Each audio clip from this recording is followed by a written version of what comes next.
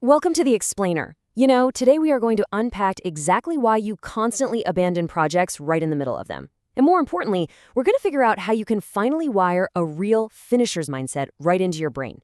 Let's just dive right in. So, I want you to start by doing a quick, absolutely honest mental audit of your digital graveyard. Seriously, just take a look at your phone. How many untouched language learning apps are sending you those passive-aggressive daily guilt trips? How many half-finished coding courses are just sitting there, completely abandoned? Look, we all have that dark little corner of our phone where our past ambitions literally go to die. And honestly, the sheer scale of this problem is pretty staggering. Research from Harvard and MIT presents a really stark reality. Up to 90% of people are trapped in this endless quitting loop. Think about that.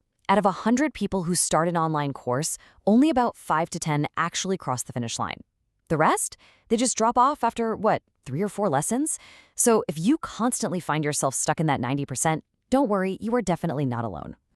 Here is our roadmap for today. We're going to cover 1. The endless quitting loop, 2. The shiny object syndrome trap, 3. The cycle of change, 4. The hidden costs of quitting, and finally, 5 brain cheat codes. Stick with me through the psychology here, and I promise you'll walk away with some highly actionable tools. Section 1. The endless quitting loop and the SOS trap. This right here is the core behavioral trap that is secretly draining your productivity, focus, and long-term potential without you even realizing it. The silent killer of discipline is shiny object syndrome, or SOS, and it acts exactly like a honeymoon phase. You know the feeling, right? When you start something new, you're incredibly excited, fully invested. But just like a fading romance, that initial commitment inevitably crumbles into distraction the exact moment a new, seemingly shinier idea crosses your path. It basically sinks your ship before it even leaves the harbor. Moving on to Section 2, the ultimate contrast, featuring Sachin versus Kambli. To vividly illustrate the real-world consequences of SOS, we're going to look at a super powerful case study of 2 highly talented individuals who started in the exact same place. This comparison is just incredibly telling. So we have these 2 cricketers, Sachin Tendulkar and Vinod Kambli. They practiced on the same ground, had the exact same dream, actually even shared the same coach. And early on, experts actually thought Kambli was the more naturally gifted player. I mean, he had immense flair, hitting incredible double centuries. But Kambli fell victim to new distractions, the glamour, the parties, the shiny objects, and his work ethic just faded. Now contrast that with Sachin. Sachin faced really tough times, injuries, bad form, but he maintained this relentless focus and consistency. He prioritized the grueling, everyday process over the glamour. And while Sachin went on to become an absolute legend, while Kambli's tragic fall is this really stark warning of what happens when we lose our momentum to shiny new distractions. All right, Section 3, neophilia and the cycle of change. The crucial step now is figuring out why we actually do this. Because listen, this constant quitting isn't a hardware defect in your character, it's a neural hijack. You see, your brain is literally wired for neophilia. Now, thousands of years ago, this natural love for new things was actually a survival instinct. Finding a new path meant avoiding danger. Discovering new resources meant, staying alive. But today, in our hyper-connected digital age, this primal survival instinct has been completely weaponized against us. Your brain literally manipulates you into thinking your current hard work is just exhaustion, and it points you toward a new, shiny object just so it can get a quick dopamine reward without doing any of the heavy lifting. And this all builds into what psychologists call the emotional cycle of change. It always starts with uninformed optimism. It's day 1, you're buying a guitar, and your brain is giving you this massive dopamine spike just for planning to be a rock star. But then, by step 2, informed pessimism, you realize your fingers actually really hurt. The actual effort kicks in, and your excitement just absolutely plummets into doubt. Now, this is completely natural, yet it's exactly where most people start desperately looking for the exit door. Which leads us directly into the absolute danger zone, the valley of despair. This is the critical breaking point, where progress feels totally invisible, your motivation is completely dead, and this is exactly where 90% of people quit to chase a new shortcut. But here is the brutal truth you need to hear. If you jump to a new shiny project right here, you don't actually escape the valley. No, you just reset your progress score entirely back to 0. You trap yourself in a permanent loop of starting over. Section 4, the hidden costs of quitting. Staying stuck in this loop isn't just mildly annoying. It's actually deeply destructive. Let's uncover the severe, compounding psychological damage it causes over time. Okay, these are the brutal truths of giving up. You aren't just changing your mind, you are literally training your quitting muscle.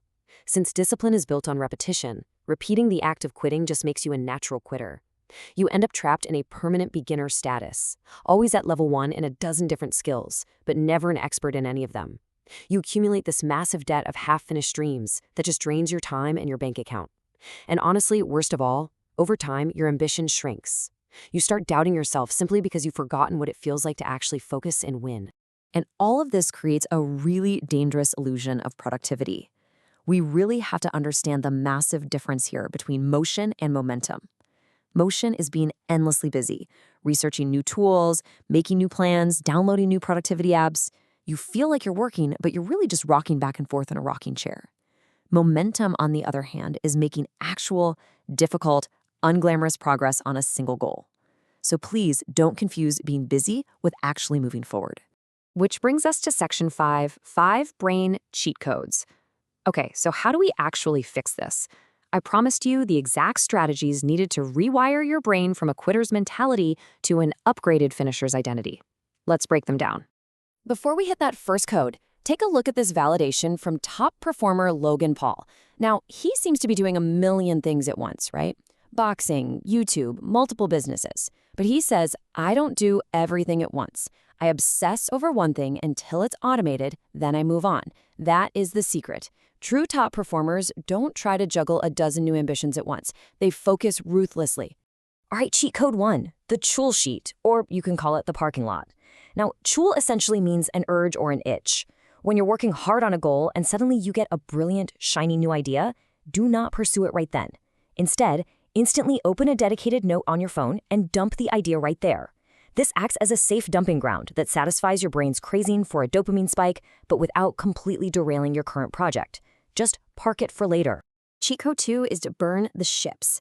Back in 1519, a military commander supposedly burned his own ships upon reaching land, so his army had only 2 choices, succeed or die. And you can actually use this historical concept today. Give a painful amount of money to a friend with strict instructions to keep it if you fail to finish your project. You see, SOS only thrives when quitting is completely free. Removing that safety net forces your brain to push through and conquer that valley of despair. Next up is cheat code 3, mental time travel. Top athletes and actors use very specific music cues to get into the zone, so you need to create a dedicated music playlist that you listen to only when you are highly motivated on day 1 of your project. Then later, when you inevitably hit that valley of despair and the work just gets incredibly boring, play that specific music. It acts as a literal psychological time machine, transporting your brain right back to that initial zone of intense focus and excitement. Then we have cheat code 4, the boredom reset. Look, your brain is highly likely overstimulated by endless digital noise right now, which is exactly why your actual work feels so painfully boring.